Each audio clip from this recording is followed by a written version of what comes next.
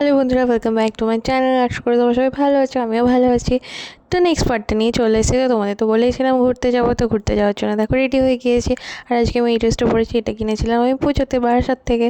আর এই ড্রেসটা আমি কিনে আমার বর কিনে এনেছিলো। ড্রেসটা খুবই সুন্দর, অনেকখানি ঘের আছে আর ভীষণটা একটা ইলাস্টিক কাটার মতো আছে। খুবই সুন্দর ড্রেসটা, আমার ভীষণ ভীষণ পছন্দের।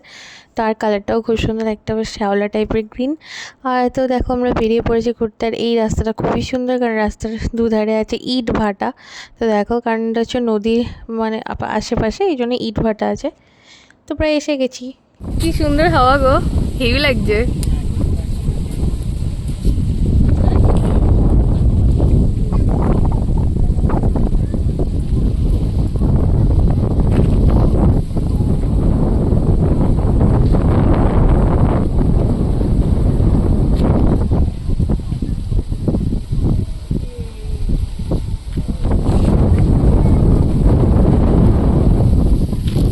এখানে একটা বাড়ি বানানোর দরকার গরমে থাকার জন্য।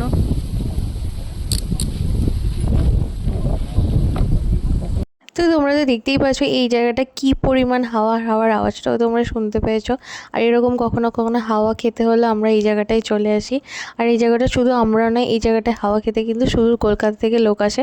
কারণ এই জায়গাটার আশেপাশে আছে বিশাল বড় বড় রিসর্ট, খুব নামকরা রিসর্ট, যেখানে কিন্তু কলকাতা থেকে প্রচুর মানুষ হচ্ছে কিন্তু এখানে মানে হলিডে স্পেন্ড করতে আসে। আর এই নদীটা হচ্ছে রূপনারায়ণ নদী, আর এই জায়গাটার নাম হচ্ছে নাওপালা। তো এই জায়গাটায় আমরা চলে এসেছি। আর হাওয়াটা কী পরিমাণ সেটা দেখতেই পাচ্ছ, একদম জামাটা উড়ে উড়ে যাচ্ছে। আর নদীতে বেশ প্রচুর অ্যামাউন্টের জল আছে।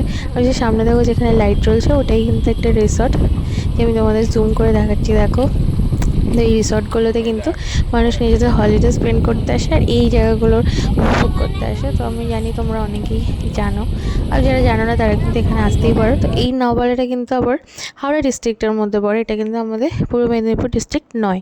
তো আমরা এরপরে কিছুক্ষণ ওখানে থাকার পর ওখান থেকে এগিয়ে কিন্তু আমরা আরও অনেকটা এগিয়ে গিয়েছিলাম এই ভেতরে দিয়ে রাস্তাগুলো দিয়ে ঘোরার জন্য। তো এখানে বেশ রাস্তা খুবই ভালো, আর দুই ধারে, একধারে মাঠ আছে আর একধারে পুরো বাড়ি আছে।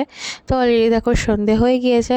আর এরকম না বাইকে করে মানে এই সমস্ত রাস্তা দিয়ে ঘুরতে খুব ভালো লাগে, কারণ এটা হচ্ছে যে প্রপার গ্রাম সাইড, তার উপর হচ্ছে নদী পাড়, আর ভীষণ সুন্দর মানে হাওয়া দেয়, খুবই সুন্দর। আর এই জন্য ভীষণ ভালো লাগে, মানে সন্ধ্যেবেলায় খুব ভালো লাগে। তো তারপরে ঘুরে টুরে দেখো চলে এসছি এখানে। আর এটা হচ্ছে কোলাঘাটে রাস্তার পাশে একটা চায়ের দোকান, যেখানে কিনা পকোড়াও পাওয়া যায়, চিকেন পকোড়া। তো আমরা চিকেন পকোড়া খাইনি, আমরা শুধু চা খেয়েছিলাম, কারণ চিকেন পকোড়া খেতে ইচ্ছে করছিল না আমার। যদিও আমার বরের খাওয়ার ইচ্ছে ছিল, কিন্তু আমি খাইনি বলে বর খাইনি। তো জায়গাগুলো খুব সুন্দর করে ডেকোরেট করা, এখানে চা খেতে অনেক দূর দূর থেকে লোকজন আসে। তো চিকেন পকোড়াটা বেশ ভালোই কস্টলি ছিল, 80 টাকা প্লেট। 80 টাকা বেশ ছোটো ছোটো চিকেন পকোড়া অনেকগুলো থাকে, কিন্তু আমার খুব ওয়ার্থ ইট মনে হলো না, এদিকে সব কিছুরই দাম বেশি। আর এটা হচ্ছে আমাদের রাতের হচ্ছে কোলাঘাট ব্রিজ। এই কোলাঘাট ব্রিজ তো খুবই নাম করা, প্রচুর মানুষ এখানেও ঘুরতে আসে, তোমরা তো জানোই। আর যারা জানো না তাদেরকে বলি, এটা হচ্ছে কোলাঘাট ব্রিজ। আর কোলাঘাট ব্রিজ হচ্ছে রূপনারায়ণ নদীর উপরে। এটা হচ্ছে গিয়ে গাড়ি যাওয়ার জন্য, আর পাশটা হচ্ছে ট্রেন যাওয়ার জন্য, ট্রেন যাওয়ার জন্য লাইন আছে। তো তারপরে আমরা চলে এসেছি একটু মেলায়। এই বস্ত্র মেলাটা তো আগে আমি তোমাদের দেখিয়েছিলাম, এটা হচ্ছে বিগ বাজারের বস্ত্র মেলা। তো আমরাও কিন্তু মেলায় এমনি অন্যান্য দোকানগুলো ঘুরছিলাম, বেসিক্যালি চলে এসেছিলাম এই বিছানার চাদরের দোকানটাতে। কারণ বিছানার চাদর, বালিশের কভার এগুলো দেখলেই আমার কিনতে ইচ্ছা করে। আমি আর কিচ্ছু কিনি না, আমি খালি ঘরের জিনিসপত্র কিনতে থাকি। তো এখানে বেশ কয়েকটা বিছানার চাদর আমার পছন্দ হচ্ছিলো, আমি দেখছিলামও।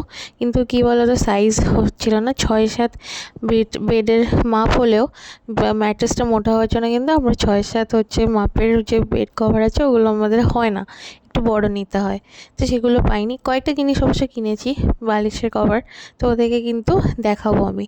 আর হচ্ছে বাজার থেকে দেখো চপ নিয়ে এসে আমার, চপটা বেশ ভালোই খেতে ছিল। তো আজকে কিন্তু আমরা একটা স্পেশাল ডিনার বানাবো। কী খাবো ভাবছিলাম, ভাবতে ভাবতে যে ভাবলাম যে আলুর পরোটা খাবো। তো আলু কিন্তু আমি হচ্ছে সেদ্ধ করেই নিয়েছি।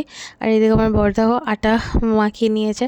তো আটা মাখতে বা রুটি করতে কোনোটাই আমি জানি না, জানি না, এটাই হচ্ছে খুবই বড় সমস্যা। দেখে দেখো আলুটা সেদ্ধ হয়ে গিয়েছে, আর আমি আলুর পুরটা রেডি করে নেবো। তার থেকে জন্য দেখো এখানে পেঁয়াজ, তারপরে সে ধনেপাতা, লঙ্কা কুচি আর আদা একটু গ্রেট করে নিয়েছি, সব কিন্তু একসাথে নিয়ে নিয়েছি। আর এগুলো একটুখানি জিরে ফোড়ন দিয়ে কিন্তু আমি ভেজে নিচ্ছি, আর আলুটা দিকে দেখো ম্যাশ করে নিচ্ছি।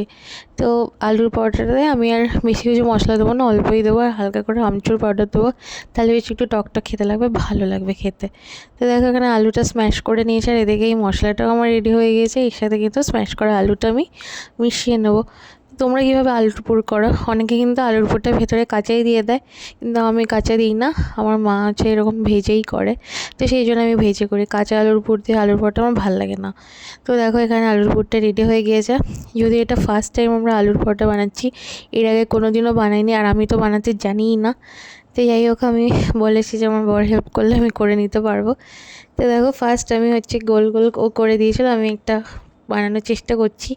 তো যাই হোক, এইসব বানাতে গিয়ে আমাদের অনেক ফেলিওর হয়েছে, আমরা অনেক ঝড়াঝাটিও করেছি যে কী করে ভাজবো পরোটা, এইসব নিয়ে আর কি।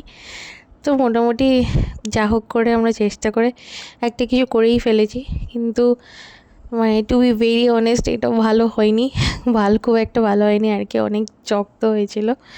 তারপর অনেক টানা হিচড়া করে খেতে হয়েছে, একদম সফট হয়নি।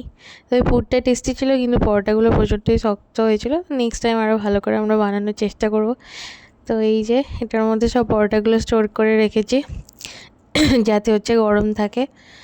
আর এইদিকে হচ্ছে চিকেন ছিল, চিকেনটাকে দেখো গরম করে নিচ্ছে, একটু জল দিয়ে ঝোল করে নিয়েছি আর কি।